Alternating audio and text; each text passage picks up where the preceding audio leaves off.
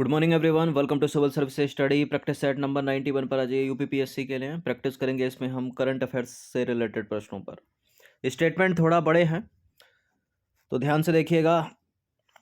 इस test series की playlist का लिंक आपको डिस्क्रिप्शन बॉक्स में मिल जाएगा। वहाँ पर आप टेस्ट नंबर 1 से लेकर इस टेस्ट तक पहुँच सकते हैं। टेलीग्राम चैनल से जुड़ जाइएगा लेटेस्ट टेस्ट का नोटिफिकेशन पाने के लिए।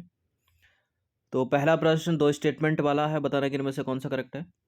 ग्लासगो के COP26 जलवायु सम्मेलन में हितधारकों का तात्कालिक लक्ष्य सुनिश्चित करना रहा है कि वर्ष 2030 तक 2030 तक कार्बन उत्सर्जन में निर्धारित सीमा तक की कटौती की जाए, और दीर्घकालिक लक्ष्य यह सुनिश्चित करना है कि वर्ष 2050 तक शून्य कार्बन उत्सर्जन का लक्ष्य हासिल किया जाए, ताकि धरती के ताप को 1.5 डिग्री सेल्सियस से अधिक बढ़ने से रोका जा सके।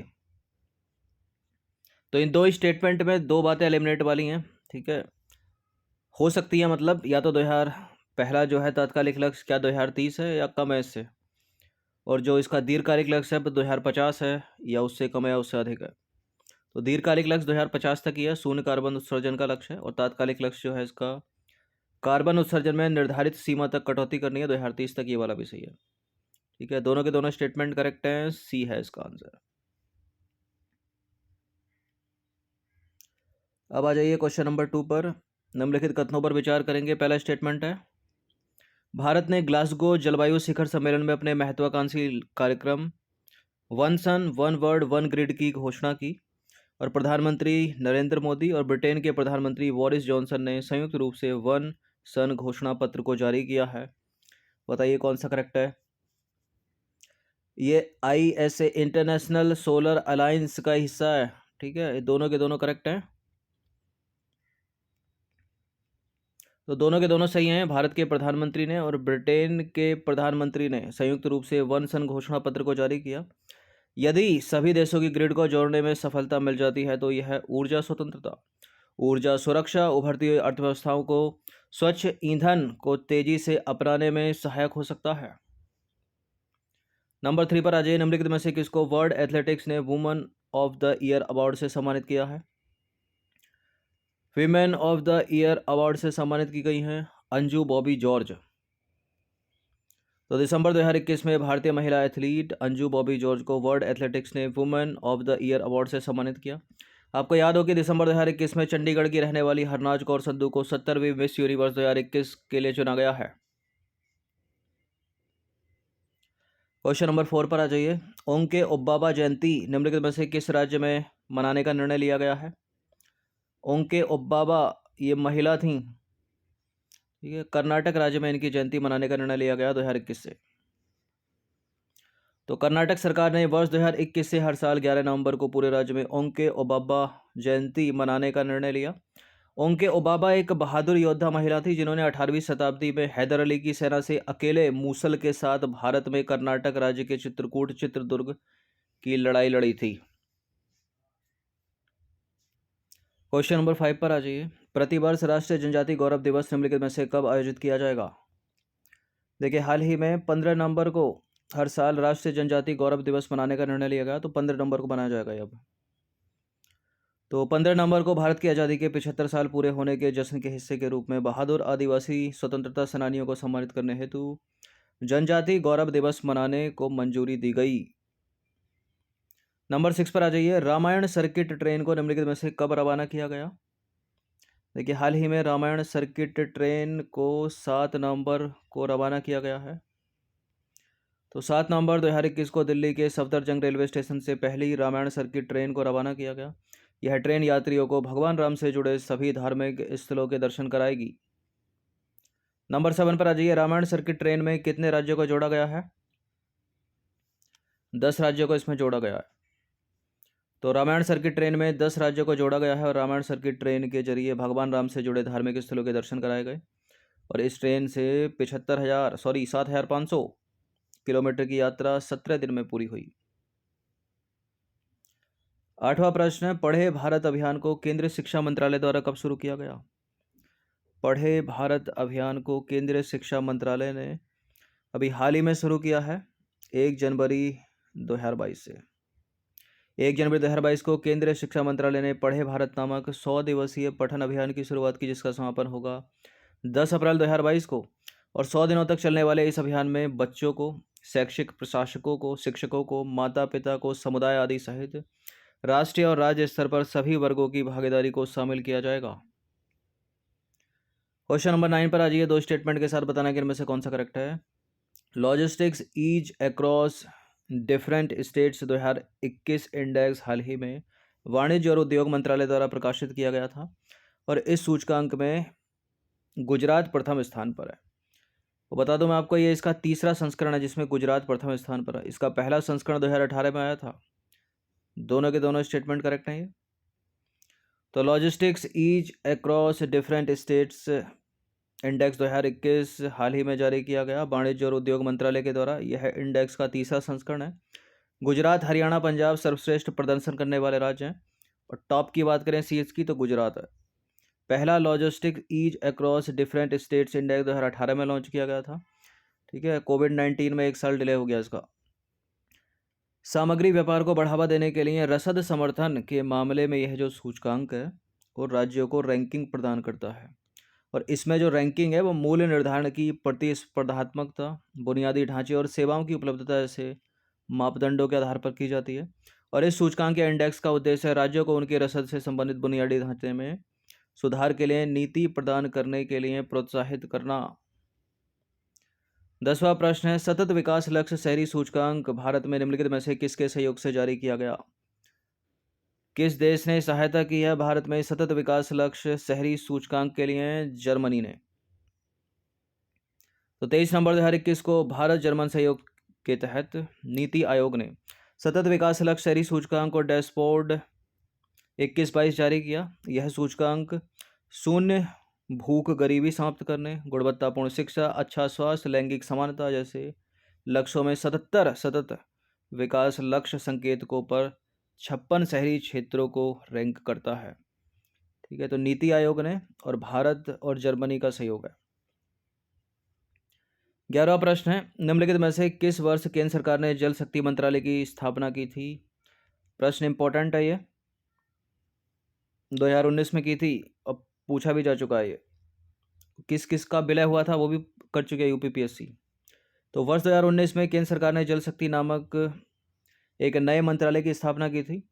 इसे पेयजल और स्वच्छता मंत्रालय के साथ जल संसाधन, नदी विकास और गंगा कायाकल्प मंत्रालय के विलय के द्वारा बनाया गया था, आपको याद हो तो। 12वां प्रश्न है, देश के पहले खाद्य संग्रहालय का उद्घाटन कहाँ किया गया है। देश का पहला खाद्य संग्रहालय तमिलनाडु में, तमिलनाडु के तंजौर में। तमिलनाडु के तंजौर में देश के पहले खाद्य संग्रहालय का उद्घाटन किया गया।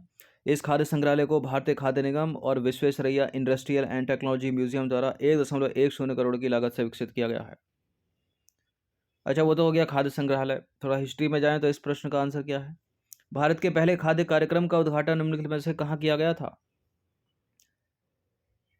तंजौर में किया गया था। तो भारतीय खाद्य निगम के पहले कार्यालय का उद्घाटन 14 जनवरी 1965 को तंजौर में किया गया था। ठीक है, तमिलनाडु के तंजौर में। और तंजौर को भारतीय खाद्य निगम का जन्म स्थान माना जाता है और संग्रहालय भी यहीं पे। नंबर 14 पर आ जाइए। भास्कर अब्दा को किस राज्य की सरकार ने अपने आधिकारिक कैलेंडर के रूप में अपनाया है। भास्कर अब्दा को अपनाया है असम की सरकार ने।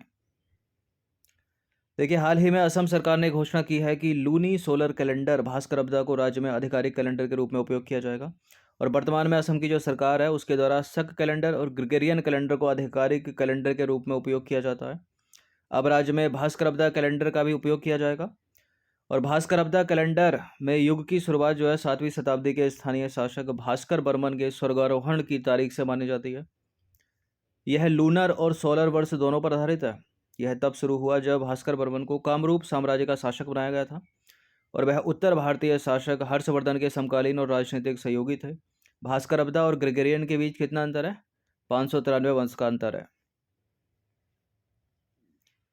15वां प्रश्न है, भारतीय संसद निर्माण को निम्नलिखित में से किस तिथि को 100 वर्ष पूरे हो गए हैं। 100 वर्ष इसलिए इंपॉर्टेंट है। 12 फरवरी 2021 को 100 वर्ष पूरे हो गए हैं और आज है 12 फरवरी 2022। आज 101 वर्ष पूरे हो गए हैं, लेकिन पूछे जाने की संभावना 100 वर्ष वाली है। तो 12 फरवरी 2021 को भारतीय संसद ने अपने निर्माण के 100 वर्ष पूरे कर लिए हैं। 12 फरवरी 1921 को मौजूदा संसद की आधारशिला ब्रिटेन के ड्यूक ऑफ कनाट ने रखी थी। 16वां प्रश्न है, भारत का पहला ट्रांसजेंडर विश्वविद्यालय निम्नलिखित में से कहाँ स्थापित किया जाएगा? उत्तर प्रदेश में। उत्तर प्रदेश में कहाँ? कुशीनगर। यह प्रश्न कई बार कर चुके हैं हम। तो भारत का पहला ट्रांसजेंडर विश्वविद्यालय उत्तर प्रदेश के कुशीनगर जिले में स्थापित किया जाएगा। यह विश्वविद्यालय अखिल भारतीय किन्नर शिक्षा सेवा ट्रस्ट के तत्वाधान में बनाया जाएगा और इस विद्यालय में कक्षा 1 से लेकर परास्नातक की कक्षाएं संचालित की जाएंगी और इस विश्वविद्यालय में शोध कार्य की भी सुविधा उपलब्ध होगी।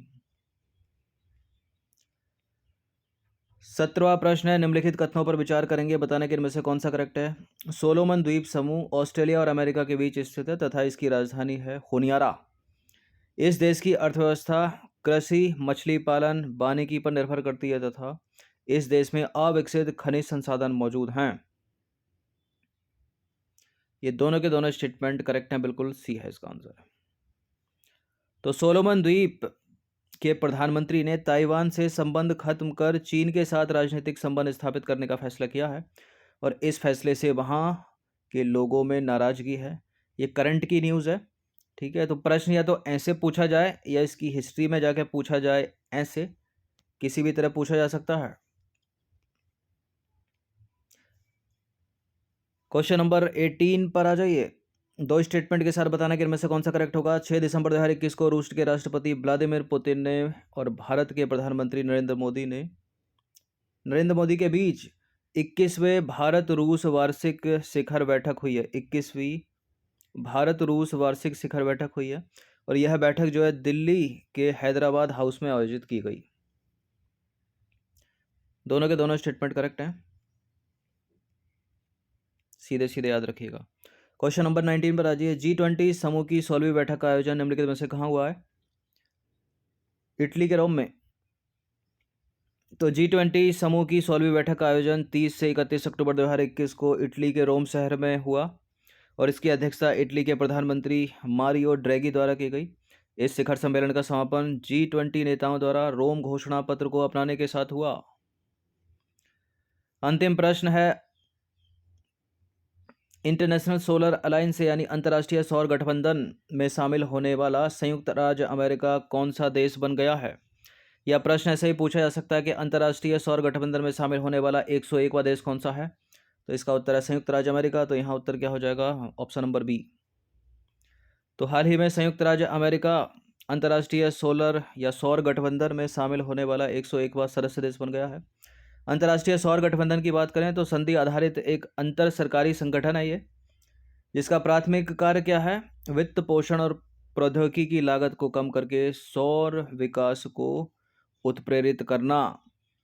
देखिए, अंतर्राष्ट्रीय सौर गठबंधन जो है वो one sun one world one grid को लागू करने हेतु नोडल एजेंसी है, जिसका उद्देश्य एक विशिष्ट क्षेत्र में उत्पन्न सौर ऊर्जा को किसी दूसरे क्षेत्र की बिजली की मांग को पूरा करने के लिए स्थानांतरित करना।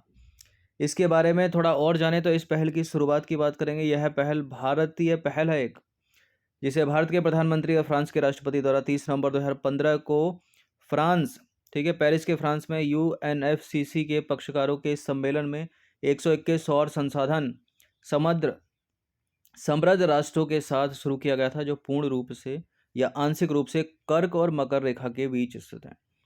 इंपॉर्टेंट है, पिछले 3-4 वर्षों में कई बार प्रश्न एग्जाम में बनाए गए हैं ये, ठीक है। भारत के प्रधानमंत्री और फ्रांस के राष्ट्रपति की पहल है ये, और कब से? 2015 से इसके मुख्यालय पर ये प्रश्न पूछा गया है। तो इसका जो मुख्यालय है वो भारत में स्थित है और इसका आंशिक अंतरिम सचिवालय गुरुग्राम में स्थापित किया जा रहा है। उद्देश्य आपको पता चल गया है। इसका उद्देश्य है सदस्य देशों में सौर ऊर्जा के विस्तार हेतु प्रमुख चुनौतियों का सामूहिक रूप से समाधान करना, और 101वां सदस्य है इसमें संयुक्त राज्य अमेरिका इसमें शामिल होने वाला। इंपॉर्टेंट है वो, क्योंकि इस पे तो कई बार प्रश्न बन गए हैं, उस चीज़ को याद रखिएगा। धन्यवाद।